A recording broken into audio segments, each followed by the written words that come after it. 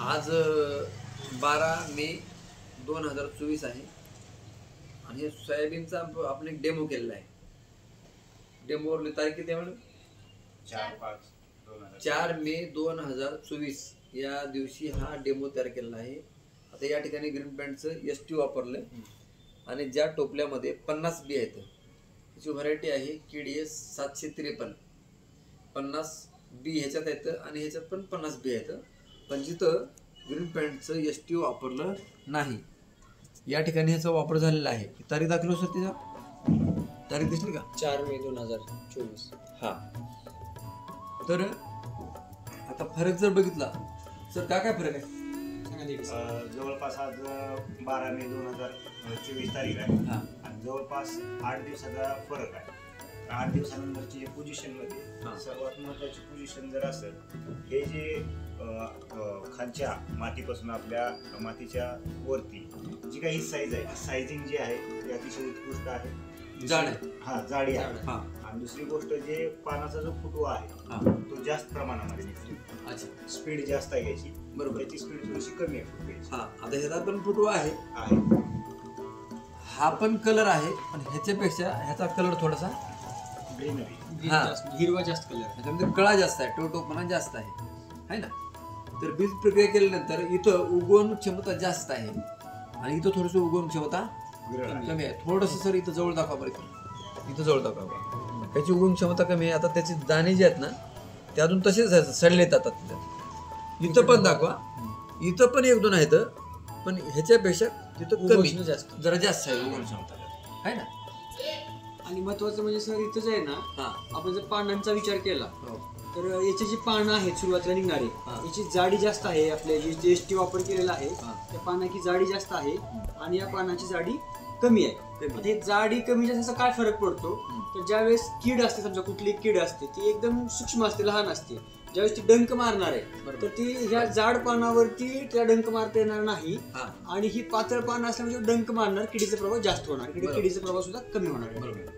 आता सर हा झाला वरचा भाग जमिनीचा, वर जे वाढ झालेली आहे या बियाची ते भाग बघतोय. आता आपण ह्याच्यानंतर याचं रूट डेव्हलपमेंट कसं झालंय, म्हणजे मुळाची वाढ कशी झाली हे पण बघू. आणि पिकाची 2 वाढ असते, एक आहे वरची वाढ आणि एक आहे खालची वाढ.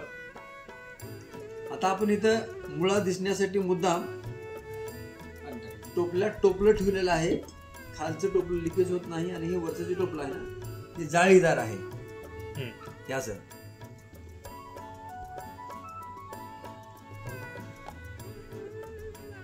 तर हे बघा सर, दिसतंय का?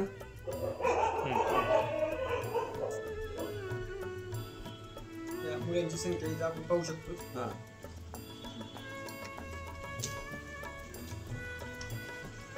इकडे पण दाखवा. ज्याला वापराय नाही, ही ST वापराय नाही, लाल टोपला आहे. ज्याला ST वापरला आहे इथं आपण बघू शकतो पांढऱ्या मुलांची संख्या अतिशय जास्त वाढलेली आहे. आणि या मुलांना जे हे आहे पांढऱ्या फुटवा आहे, पांढऱ्या मुलांचा जो जास्त केसमुळा जास्त आहे. आणि इकडे जर पाहिलं आपण त्याला केसमुळा कमी आहेत आणि मुलांची संख्या सुद्धा लहान आहे. ही मुळी आपण बघू शकतो किती लांब मुळी आहे, तशी इकडे लांब मुळी पाहायलाच भेटणार. आणि मुळा ज्या आहेत त्या मुलांची जी याची जाडी आहे ही सुद्धा कमी आहे, इकडे मुलांची जाडी सुद्धा जास्त आहे.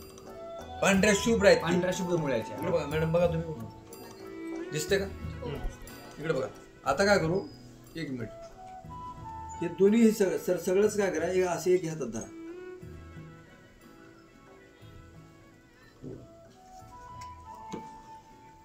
काढा व्यवस्थित सावकाश काढा.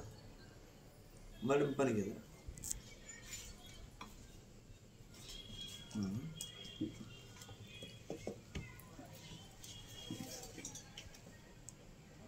पाणी घ्या.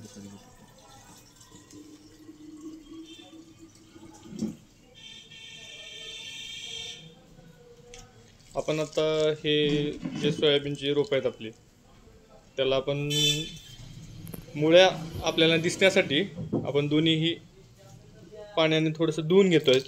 कारण आपल्या जो शेतकरी वर्ग आहे त्यांना स्पष्टपणे दिसण्यासाठी आपण हा प्रयोग करत आहेत की आता हे शिंदे सरांच्या हातातलं आहे ते एसटी लावलेलं ST आहे. लावलेलं आपण मगाशी सांगितल्याप्रमाणे हिरव्या टोपल्यातनं काढलेलं आहे. हा आणि मंचक सरांच्या हातातलं आहे ते लाल टोपल्यातलं एसटी न लावलेलं आहे. बरोबर आहे. त्याच्यामधला फरक आपण आता जाणून घेणार आहेत. कपडा आहे का? हे सर आणखीन एक फरक वाटतोय बघा इथं हा की जिकडे एसटीचा वापर केलाय हा तिकडे अद्याप सड नाही किंवा काही नाही. इकडे जर पाहिलं आपण हा. तर मुळ्यांच्या वरती लगेच काळं काळं पडले मग ते सडायला सुरू झाले. हम्म. जनरली हा जो प्रॉब्लेम आहे येणाऱ्या 2-3 वर्षामध्ये मागच्या पाहतोय आपण की सोयाबीनला जे बुरशीचं प्रमाण आहे वाढत आहे. तिकडे जिकडे एसटी वापरले तिकडे बुरशीचं प्रमाण नाहीये. पेपर घ्या. जिकडे एसटी वापरले काळं- नाहीये काळं तिकडे direct. एसटीचं हे बुरशीचं प्रमाण वाढत आहे. बघू शकतो आपण आपण इथं मुळांच्या वरती लगेच बघा काळा काळा भाग दिसतो इथे. हम्म. आता सर इथं ठेवा.